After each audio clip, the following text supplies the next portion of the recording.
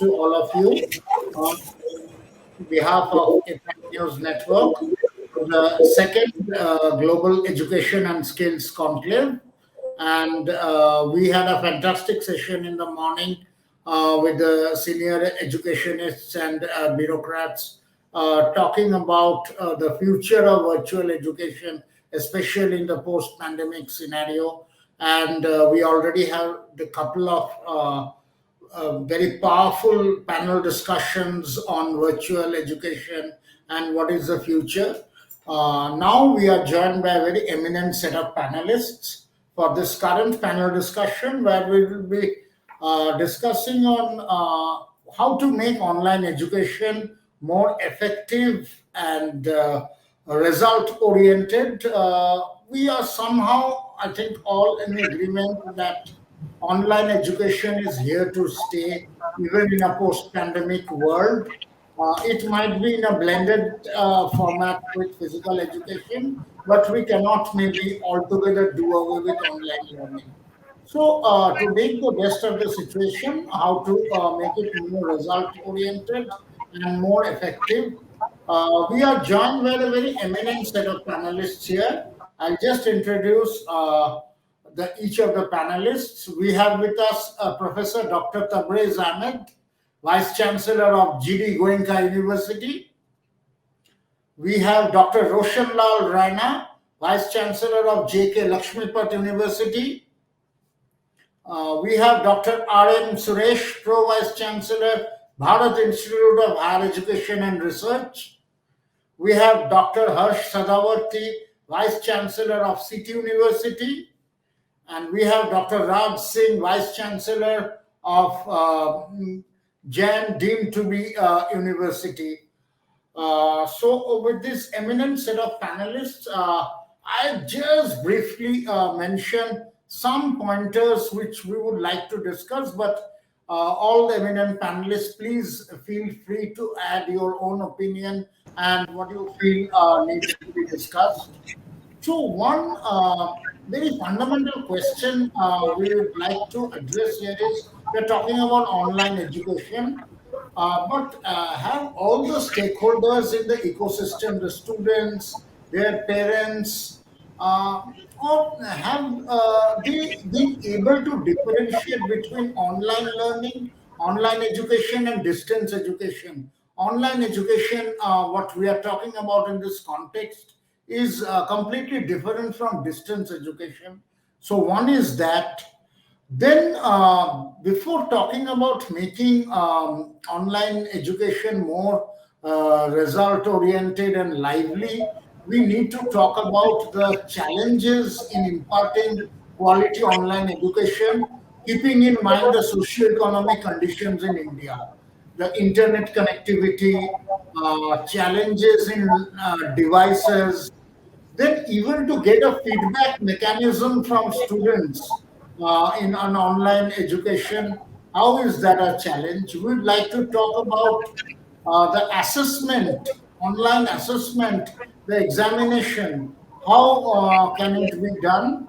And briefly, we would like to talk about whether the students' retention capacity in terms of knowledge is higher in online than in physical classroom mode.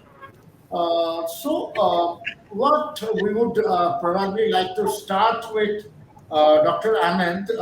My first question would be, one, how would you differentiate online education from distance education, and what, according to you, today are the biggest challenges for a quality online education in India?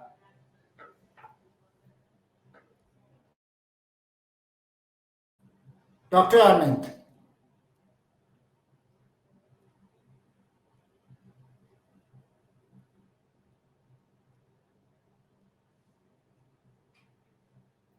Yes, Dr. Ahmed.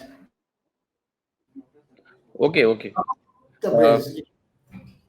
yeah, thank you very much, APAC Network, for inviting me for in this very important program. Uh, Thank you all. This is really great to be part of this very important discussion, and where we have very renowned personalities like Dr. Raj Singh, Dr. R. Raina, Dr. R.M. Suresh, Dr. Harish, and all. The topic for discussion is that regarding the how to make online education effective, lively, and result oriented. We know that very well now we could have survived in the pandemic because of the online education system. In fact, we have tough time when we are going to switch over from offline mode to online mode. And also, but still we are just taking care about Dr. 30%. Dr. Tabrez, can I just intervene for a second? Yes, You were on phone. Then the moderator had suggested some format, so you couldn't catch up with that. Can I request him once again if he's there, because he wanted the discussion to be started by answering some one or two basic fundamental questions. I yes, would please. request the moderator, just for the benefit of Dr. Tabriz, if you could just share those one or two pointers so that the discussion happens in a seamless manner. Sure. Thanks, Dr. Yes, Raina. sir. So, just for everyone's benefit, I would reframe the points of discussion. What we are looking at is one, how online education is different from distance education. Two, in the Indian socio-economic condition, the challenges of online education in terms of internet connectivity and device management and reaching out in the hinterlands. Three is over the last 1.5 years when online education has been the norm. What has been the learnings, the best learnings? And assessment online, how do you do the proper assessment? So, Dr. Tabriz, my first question to you was on terms of how online education is different from distance education, and two, what according to you are in the Indian condition the biggest challenges for online education? So thank you, Dr. Raina, for rectifying the flow and for my understanding that what I have to speak. Thank you, Rajnish, for again repeating the flow and the questions. So, what I understand that I have to speak on that how online education is different from the distance education. So, we know very well that in the distance education, generally it is not very regularly happening, so it is not face to face. Mostly it is happening on the distance mode, and then sometimes you have contact classes on the some important areas to explore. So mostly the students are relying on their own way of no learning process. But in the online education, it is kind of more just like physical education. We are just actually using these pdm modes to communicate directly to the students, and then we can also the direct interaction, and so we can feel the student what they're feeling, what is their understanding, and then you can modulate your lecture accordingly. So that's why the online education is kind of the better model than the distance education, because in the distance mode you are not really tracking on the regular basis that the learning standards of the students, what is their feeling, what is their background and all. But in the online model you can really do proper kind of interaction. But definitely it is can we can further compare with the physical kind of the teaching learning process. In the physical process it is more kind of interactive, it is more kind of direct, and we can also feel the body language, we can feel the learning standards, we can more connect, we can have more kind of the learning levels. So one way we can say the physical education, then second online, third can be the distance learning education. In the online education, it has further benefits. For example, we right now having this webinar in the online model, where we are able to save our time, save energy, and we can directly connect the people from all the world. Anybody can join directly. So these are the some of the kind of the better aspects of the online kind of the education model, where we are but also it has a lot of challenges, because if the participant have the lot of technology, lot of competency, and they have the good connectivity of the internet, good kind of the systems and processes, they will be able to learn better. I was just quoting that in this model we currently in India we are not able to reach the majority of people. We can reach very limited, that is around 30-40%. We can communicate by online mode. So that is the big challenge right now. Yeah, thank you. Okay, thank you, Dr. Tabriz. I'll come to you, Dr. Rana now. I would like to talk in more detail about the challenges, hinterland, internet connectivity, lack of devices, and the general condition. Maybe we know some of these challenges, but from your own personal experience and also from the overall academic situation, how do we look at overcoming some of these challenges? Thank you so very much, Rajneesh ji, and each and every esteemed panel member, including Dr. Raj Singh. I have huge respect for people like him, Dr. Tabrez, and then we have here Dr. Suresh, Dr. Harsh.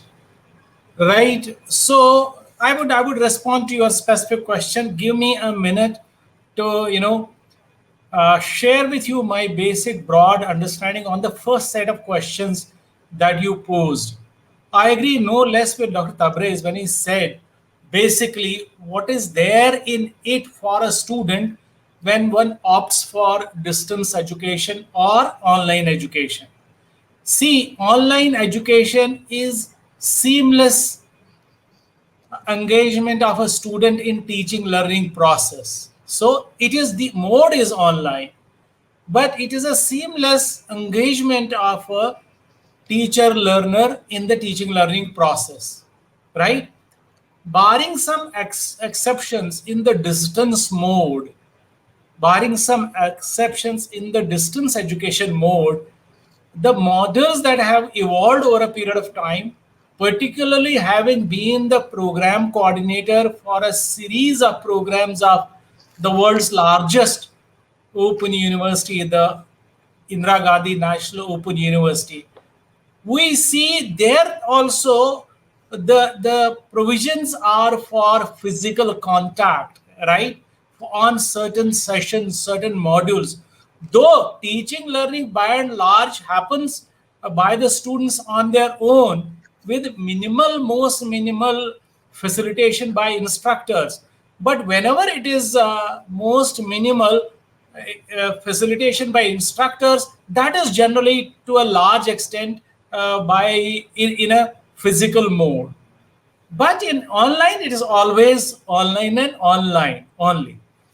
Since we have seen what we have encountered during the last year and a half in this pandemic, right? Guided by what we have seen, what we have witnessed, I agree with Dr. Saab where he said this mode of teaching learning has to stay, will stay, right? The extent may vary to what extent it will be going ahead, but it will continue because the way we are living our lives, it is going to be the new way of our lives. It's going to be the new normal. So online education has to stay. So we have to understand and fine tune our strategies and pedagogies in such a way that we are able to make the most of it. Coming back to specific question, how has it been received by people in India, particularly who are from not so affluent backgrounds or families or socioeconomic setups?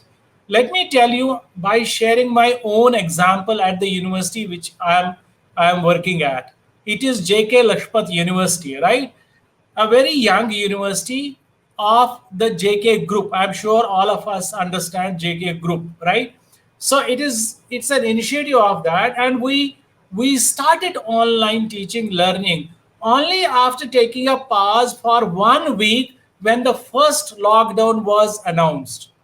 When the first lockdown in March 2020 was announced, we took 1 week's pause because we had never at this university engaged ourselves, our faculty and students into online teaching learning process. So we had to take a pause of 1 week to orient our faculty in the best possible way. It is not orienting them in-house, it was orientation of the faculty by those who have demonstrated excellence in online teaching learning processes, not from India alone, but from world over. So it took us to begin with a week long training intervention of our faculty by best of the best in the field. Similarly, we did such interventions with our students so that they are able to receive it. Once we were assured to an extent, not 100%, once we were assured to an extent that the teaching learning will happen with most minimal disruption, we went on it whole hog. Yes, once having done it for about 3 months, we immediately went back to the students, their parents, guardians, and solicited open, free, fearless feedback from them. We did organize open houses for students, class wise, batch wise, program wise, along with their parents and guardians, and came to know very many things which we had not anticipated because we were first 3 months down the line in online teaching. For example, they said, sir, I mean, keeping our boys and girls glued to the machine for 6 hours a day is no good, because that was the pace at which regular classes were happening, 6 hours, say 7 hours. So we took corrective measures, and our classes from then onwards are not more than 4 hours, more than 4 hours with intervals in between. Because we know you talked about teaching, learning outcomes, impact on the output. So we understood internalization is not happening. So not only had we to reduce the hours online engagement, but we had also to reduce the session time span from 1 hour to 50 minutes, because we know in online engagement we could not retain them for a longer duration. So this was one input. On the other hand, because we had that cushion, because we cut down on vacations, we cut down on breaks, we cut down on several other things, because the courses have to be taken to a logical conclusion. So we did all those permutations and combinations to make sure that this was happening in a seamless fashion. Second, we made sure that whatever was being delivered online, the copy was made available to each and every student offline, so that they could use that at their time convenient to them. But the problem we experienced was from a student population, we received 25% people talking to us after first 3 months. Sir, it is not impactful. It is not, we are not able to understand. We will not be doing justice to our exams. Now everything is happening this way. We have a bandwidth connectivity, we have an internet connectivity, we have this issue. So we reached out to those individuals one by one and identified genuinely there were about 80 students deep south from interior villages of south and some other pockets of J&K and many other places.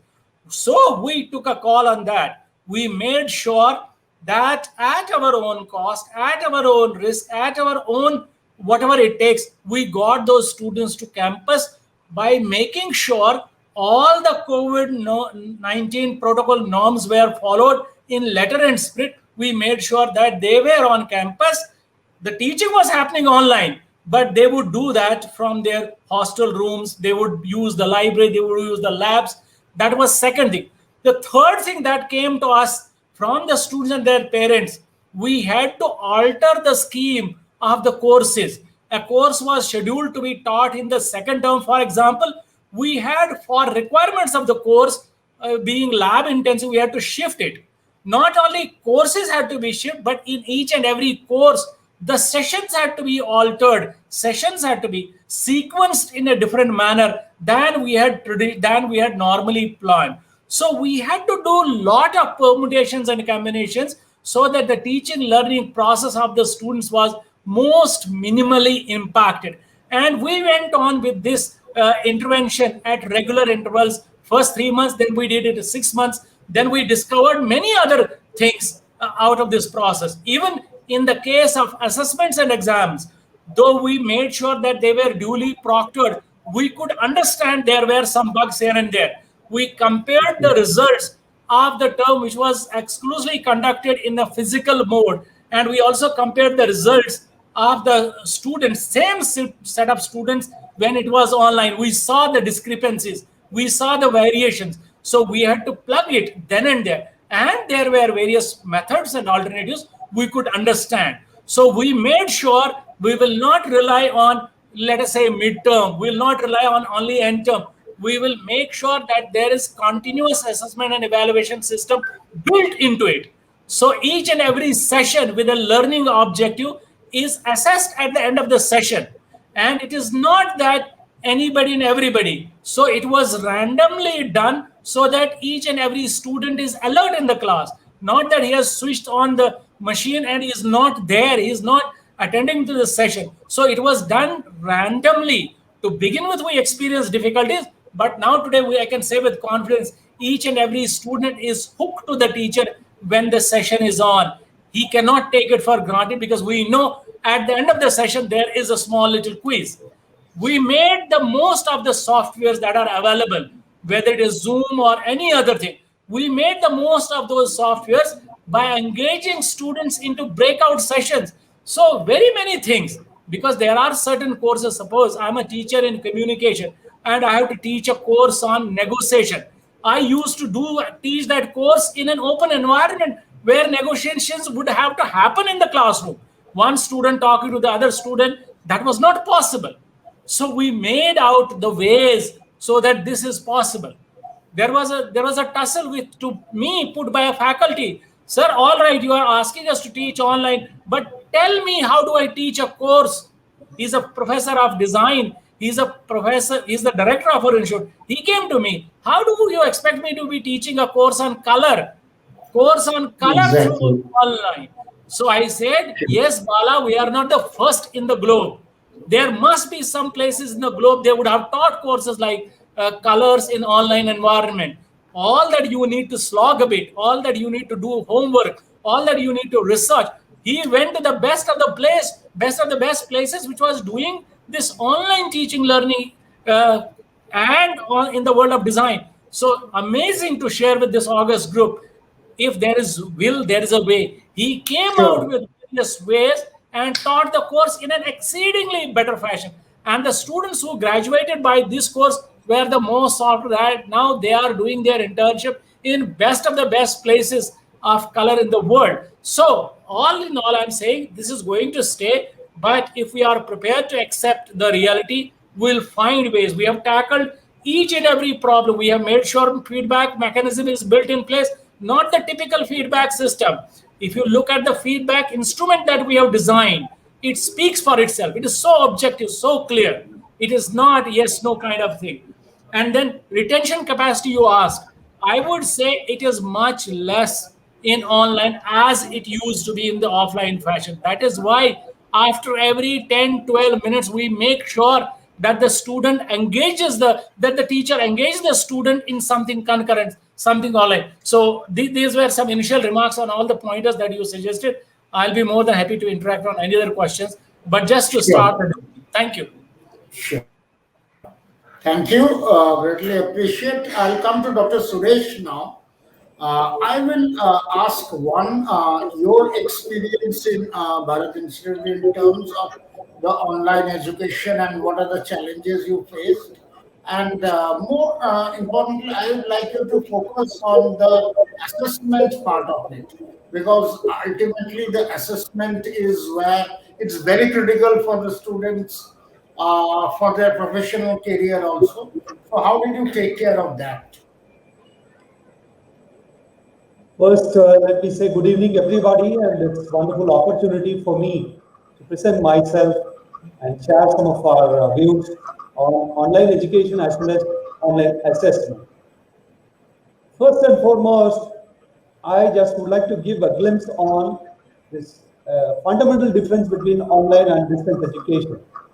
Online is a stream, as Professor Raina was telling, like it's a stream, but whereas distance, it is only on contact classes on few days. And where the person who teaches in the contact class is different, the person who takes us into the practical mode is different. So there's a lot of disconnectivity in that. So as far as online teaching is concerned, it's a video teaching now.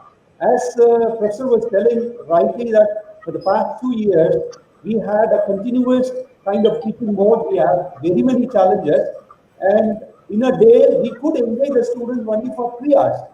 we especially in Bharat Institute of Higher Education and Research make it a point, like 1 hour supposed to be a virtual laboratory demo. Among 4 hours teaching in a day, 3 hours teaching on specific subjects, including mathematics and design problems, and 1 hour especially on virtual laboratory demonstration. All the practical classes are happening as a virtual labo demo. Demo are of different types. Probably one type is that a demo on video being taken and video being played. In between, we have tools for getting the feedback from the students called AHA Slides, Mentimeter, and of course Slido. So we have these tools have been enormously used predominantly among the students to get the feedback from them on various quiz program video. Mentimeter is the one tool, wonderful tool that people should engage themselves, give the feedback then and there, whether they are able to understand, whether the portions being covered by the teacher is clearly able to listen by them, and could they gain the knowledge out of it. So this is one tool which is very effectively used. The other one is called Slido. Slido is also another tool which is freely available, and that is also used for collective group kind of questions. So we had used 2-3 tools to get the feedback from the students for the online classes. Coming to the point of, and we were very effective and we were very good also. The feedback from even teachers, the feedback from the students, and even the parents also have given wonderful feedback on the teaching. And coming back to the assessment, we have 3 types of assessment. One is MCQ, multiple choice questions. So this multiple choice questions are being done during the type of handling the class is regular. So now we have in our stream 3 tests called continuous learning assessment. Continuous learning assessment 1, 2, and 3. And of course, 4th is the one which is like an assignment. And this continuous learning assessment, we give 50% weightage and 50% weightage for the end semester examination. So this continuous learning assessment happens once after this 20 hours of class is being held by the teacher concerned. So on their class hours, 1 hour, one assessment test to be conducted by the teacher. So we have CLA 1, that continuous learning assessment. And for that, we have used variety of tools. One tool is called MCQ, multiple choice questions. The other tool is fill in the blank and then match the following. We used to give the queries, and the queries based in a para kind of it, and the queries being understood by the students. And we are developing one app called Teacher on Demand. It's something like a Philo. 2 Bihari students from IIT Kharagpur have developed a tool, and based on that tool, we are also developing another tool, a Teacher on Demand. This is something very fantastic tool which is already available and which could be used by all of us. Philo, F-I-L-O, and it is as good as a Teacher on Demand. Right now, it's only for school students being provided from class 9 to class 12, and we are developing for engineering and we are developing for arts and science as well. So any teacher, any student who had any doubt on a particular concept, the concept could be queried, and query could be answered by a teacher. When the query being raised by the student, the query reaches the student, the teacher will give an answer to the student particularly. So it's something like a video on demand, Teacher on Demand. So this tool being developed by us in mobile app, and that is widely used by the students for any query that they make it. The query should be well in advance reach us, and once the question reaches, we will prepare a video and we will send it. The video can be downloaded by students anytime for the matter, through YouTube channel or any channel, or we have our own ERP. So it is being loaded in both the kind of things like variety that they can download, they can play, they can get the answers. Further, they have any query using Mentimeter feedback tool that they can raise the query, and the query will be answered by the teacher concerned. So this is what is the wonderful assessment that we have. And looking at the end semester examination, we have a regular pattern. We have 3 parts as far as questions are concerned. Questions are being posed on our ERP, and questions can be seen by the students on their login. And once the questions are visible to them, they can write, take 3 hours time, just 3 hours time. That 3 hours they must write and post the questions being answered by the students in a paper to be scanned and to be posted at the end of 3 hours. 1 hour being allotted for them to post the answers what they have written on the paper. And the paper should be sent by courier as well. The written answer should be sent as a courier also to us. See that this is written by the correct personality only. Because it goes in offline, it is not an online. So whether it is written by the student concerned only, that to verify, the written answer should be posted in courier to us. It reaches in 2 days. So we'll take that as an attendance, and as well as we use that for evaluation. Further, any query comes on no evaluation, we could use that as thing of revaluation and retotaling kind of concept. And now the query, the answers being written by the student is being sent as a PDF format. In the ERP, we can evaluate the answers and we can give the mark. The mark will be visible if at all student has any doubt on the score what he gains. So this is the kind of assessment that we have, and we are very successful in our assessment. And all the students, parents, and other stakeholders also very happy on our assessment. And at the moment, we are doing this. Okay. A couple of applications that we have developed also is supporting us in both teaching as well as assessment. Thank you very much. Great. So that's very innovative use of technology in assessment. I'll come to you, Dr. Raj Singh. One, again, I would like your experience with online education.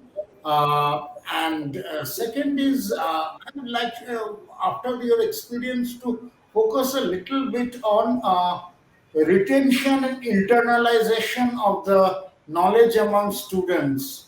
How has your experience been with online education? Has the internalization or retention improved from a physical classroom environment, or is it worse than a physical environment? So what has been your experience?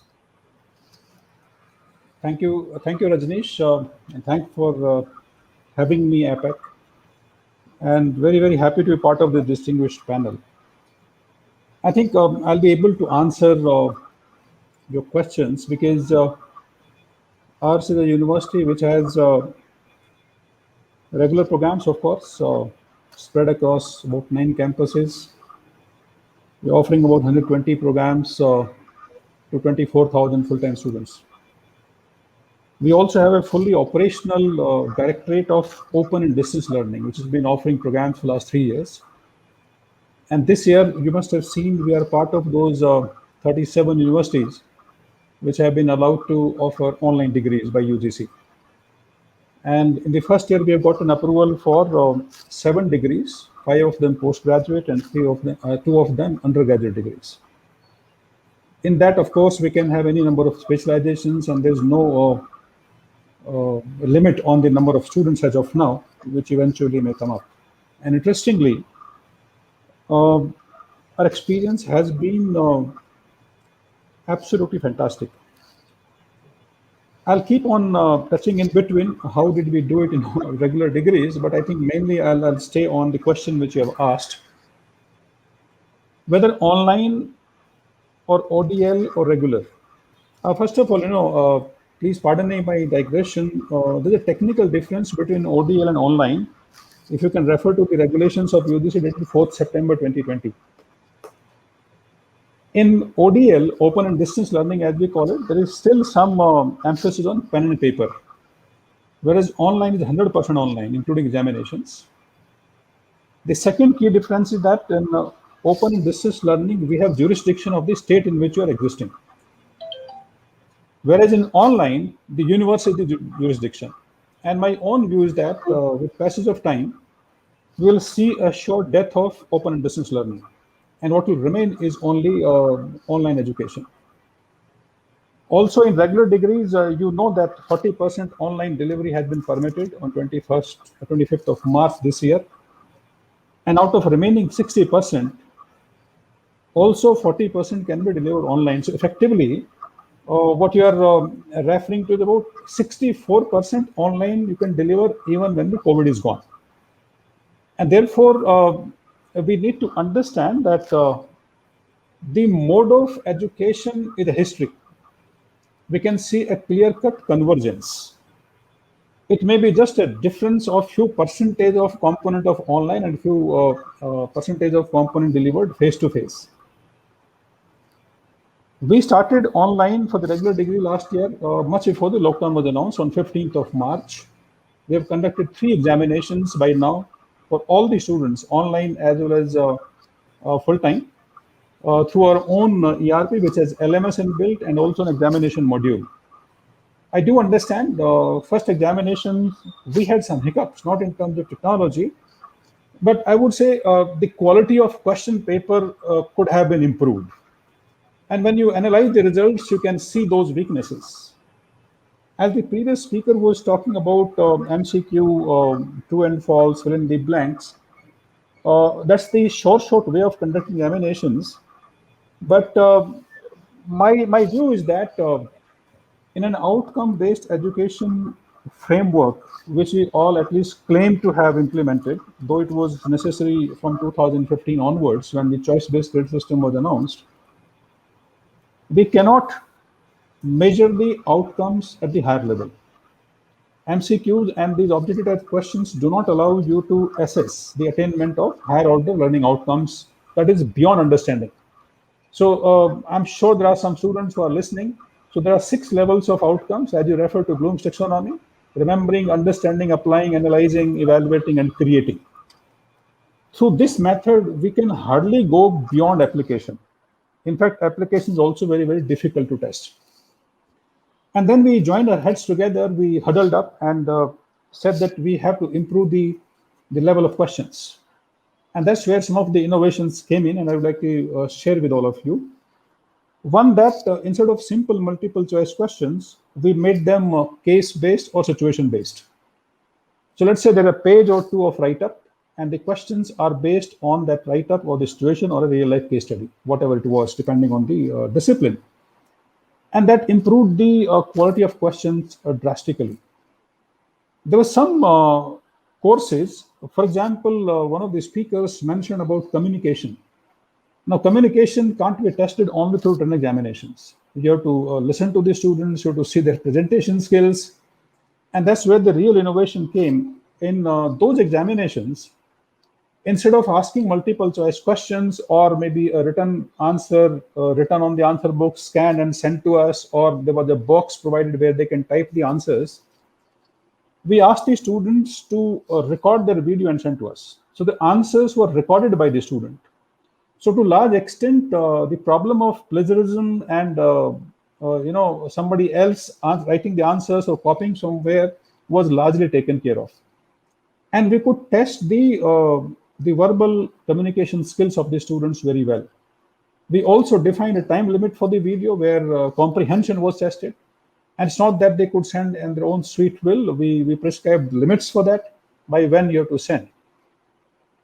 See, when it comes to effectiveness of delivery, Rajneesh, whether regular or online mode, are 3 things we need to really consider. One is the course design. Second is teaching learning method. You may call it pedagogy, you may call it antagogy or heutagogy, depending on the mode of delivery. There are different terms one can coin this. And you'll agree with me that in India, I can be 100% certain, this is one area where there's almost no or very, very minimal training which is given to our teachers. And what happened when we suddenly had to switch over to online, we were caught unaware. But I'm happy about one thing, that as we started online and the lockdown was declared, the acceptability to change became all-time high in the history of higher education. The things which we vehemently opposed till 8 p.m. on 22nd March 2020, early morning on 23rd March, we said this is the only way, and we started implementing it. I think it was absolutely fascinating to see this. We have never been so open as teachers, I included, or we are known for high degree of resistance.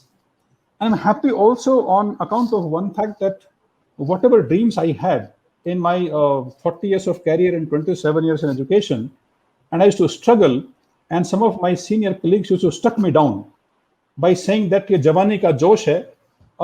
I think I could implement everything I wanted in my life, in my career, and I could implement with greater ease.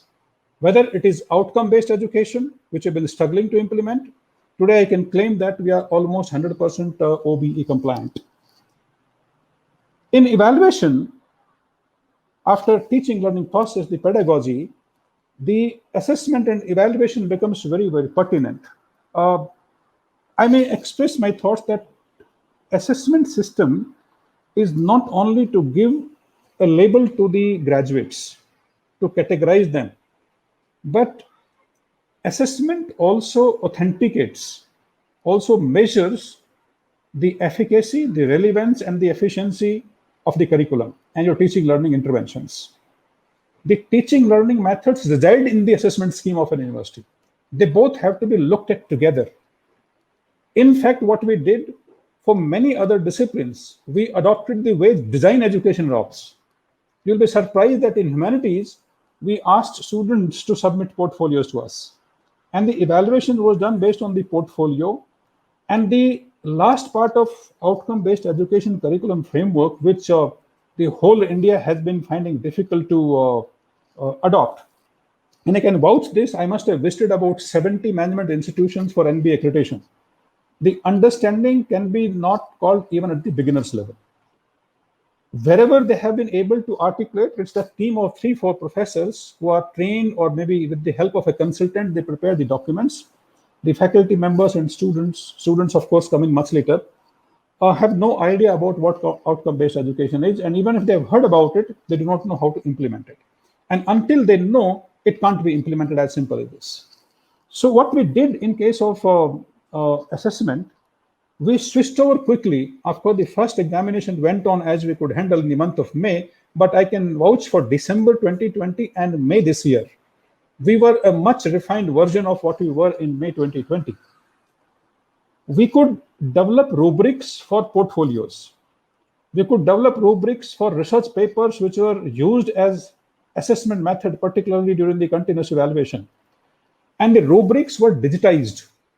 And I could send this window link to hundreds of faculty members and classmates. We even introduced the peer evaluation. And believe me, in a matter of 30 to 40 seconds, a student could be evaluated on each component. And once you submit it, it gets aggregated and I get marks out of 100. Absolutely objective evaluation, averaged out as far as the extreme evaluation was concerned.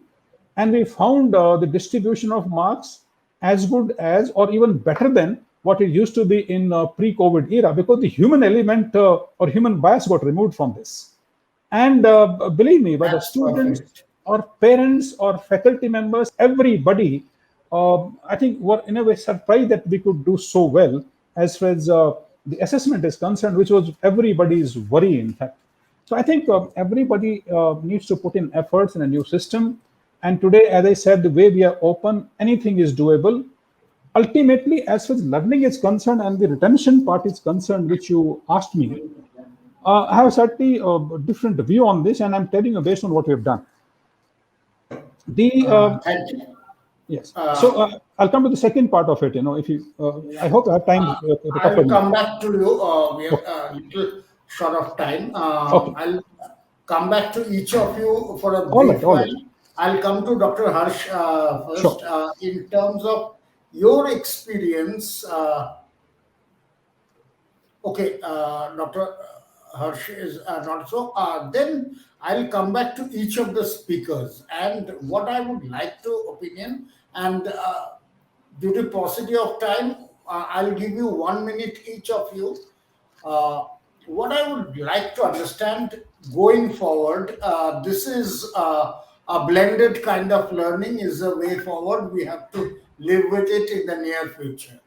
So, what would be from each of you one of your biggest, we may say, recommendation or biggest suggestion that you would give in this coming scenario, in this blended learning scenario, what would be your one recommendation or focus? So we'll start again in that same cycle. Dr. Tabriz, first with you. Okay, thank you, Rajni. It's a very good question. That blended model is the definitely new way going forward, keeping in mind the learnings we have taken from the pandemic, because we realize that there are a lot of components we can deliver better in the offline mode, and there are some components we can deliver. During blending, we have to do a lot of research and see that how we can have better output.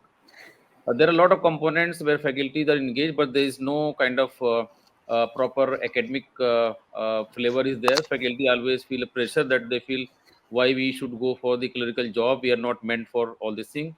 We should do only academics. So that's why there are a lot of components that we can always utilize using technology. Very rightly mentioned by Dr. Raj Singh that regarding the even the for the calculation of the outcome-based model, we have software. So even for OBE, there are a lot of technology has come up to support us to analyze the outcomes and all. So my view is that let us do a lot of analysis and only share through online mode those components where we should not get any kind of value addition in academics, and those components where value addition is there, we can definitely engage the faculty by the offline mode. So there is a lot of research is required by analyzing the proper blending. The once we can develop something better in online mode, it can be shared globally and everybody can get the benefit. For example, in online mode, one recorded lecture by experts in the world can be shared by every university. Same way, it can be benefited to all of the student and faculty. That is the benefit we can get in the online mode. So these are the a lot of plus points in the blending of the education system. Thank you. Thank you. In fact, what you are saying is sharing some of the best learning templates in the online mode. Dr. Rana, what would your one recommendation be in the coming times?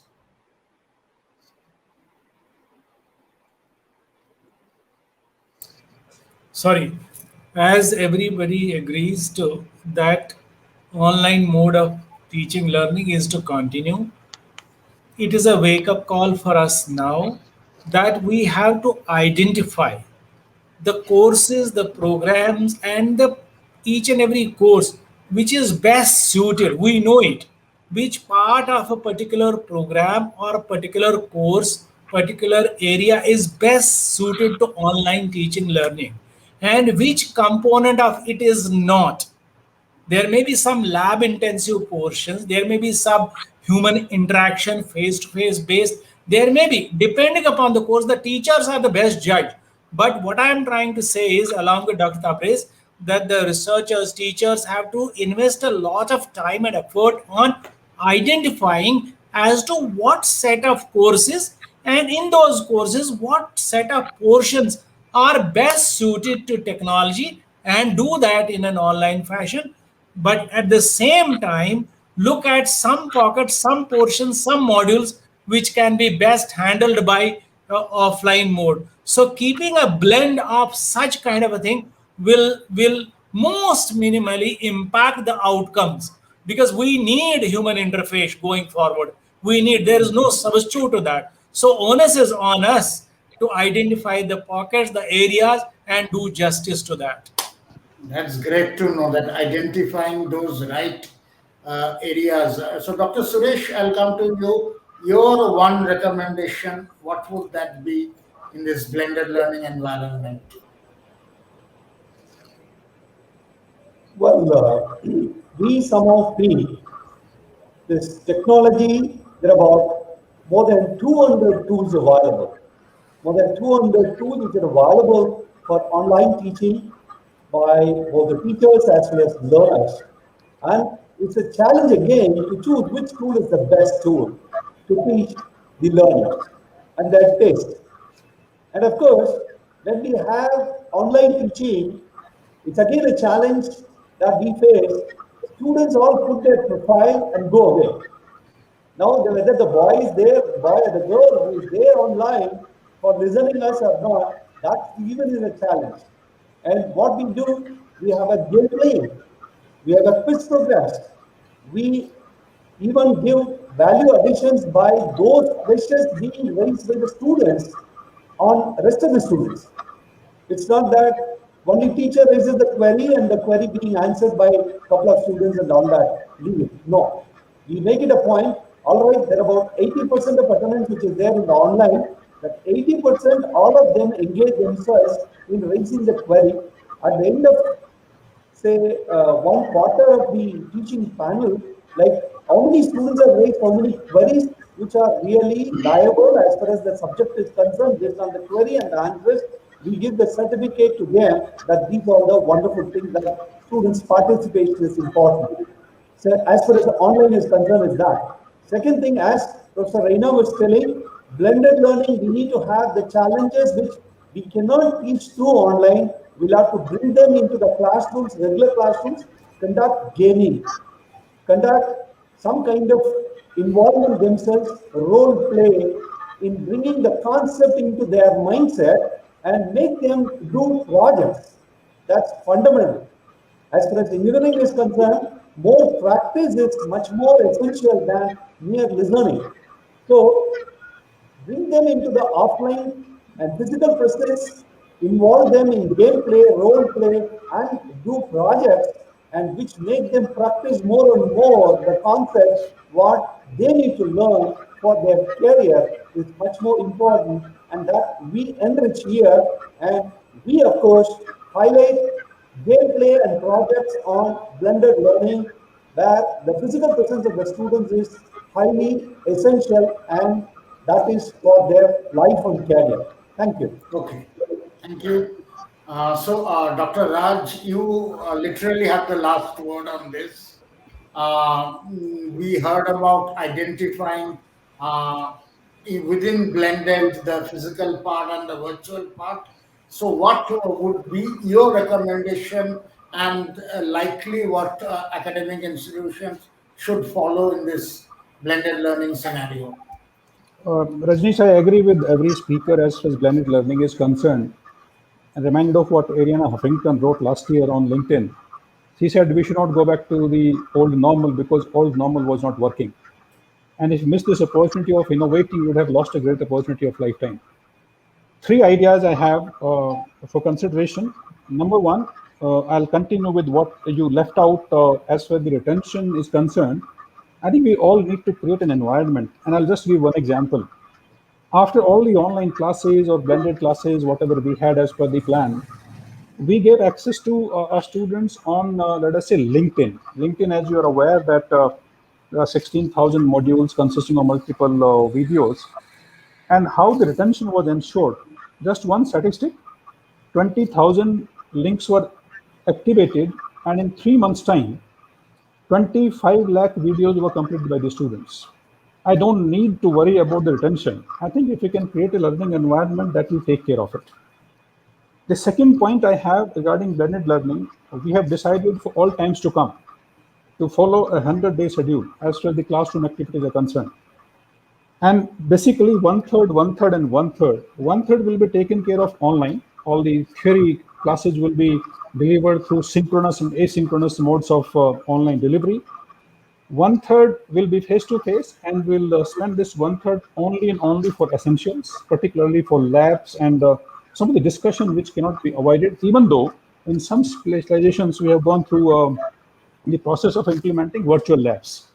Like computers, I don't need to call them physically, but in last 1.5 years, we've been able to manage all the labs being completed with maybe 30% strengths coming from the students for only labs and rest of the education being delivered online.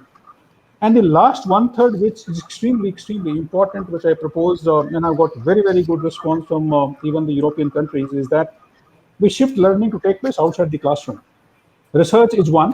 We can integrate research not only at PG but UG levels, and you can evaluate them on based of rubrics. Outcomes can be absolutely higher level.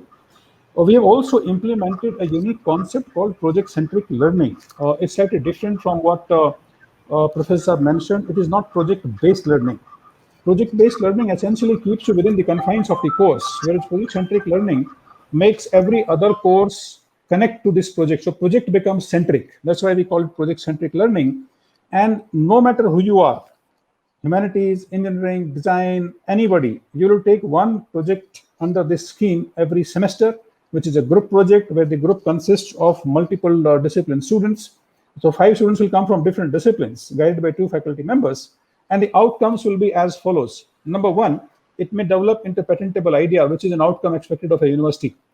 2, it can be commercialized. If at the commercialization value, you can have more startups and entrepreneurship and generate employment.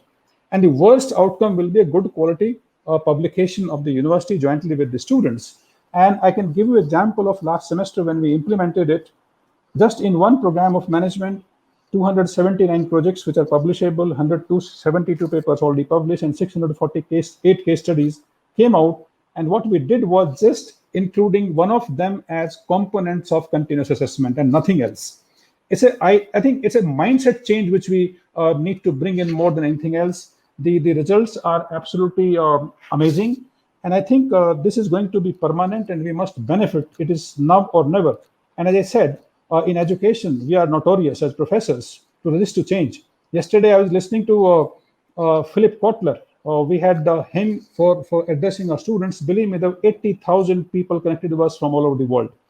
Muhammad Yunus on 4th of August, 75,000 people were listening to him. And if you look at this, what Philip Kotler said is the innovation marketing which matters, rest everything is the cost. So I think this is the time to innovate and link our research through the interdisciplinary learning to innovation in practice. And we should try to make students find solutions to real life problems. And that's where if you're not able to make them entrepreneurs, everybody will become enterprising at least. And that solves the problem for employability, which we have been labeled notoriously for producing the brigade of unemployed people. We can overcome this easily. Our experiment has been absolutely successful, and we have been able to do a lot. Even though I don't wish this kind of environment is required for innovation, but I think we need to take the opportunity and do what we've been wanting to do. Thank you. Excellent idea. In fact, that's great to hear. Okay, so we will conclude it here. I'd like to thank all the panelists, Dr. Tabriz, Dr. Rana, Dr. Suresh, Dr. Raj, and Dr. Harshadwarti for being on the panel. And I wish some of these points which came out of the discussion, all of you are implementing them in some way in your institution, and we would probably try to replicate across other institutions in India. And with online learning here to stay, gradually maybe the quality would improve on that. So thanks a lot. Rajneesh, 10 seconds. The recent announcement of academic rank of credit and multiple exit entry system bodes very well for designing innovative courses and pathways. It's never before opportunity for all of us, in fact. Sure. So thanks a lot from APAC News Network for your participation in the panel discussion during the APAC Second Global Education and Skills Conclave. Have a good evening. Thank you for having us. Thank you so much. Thank you.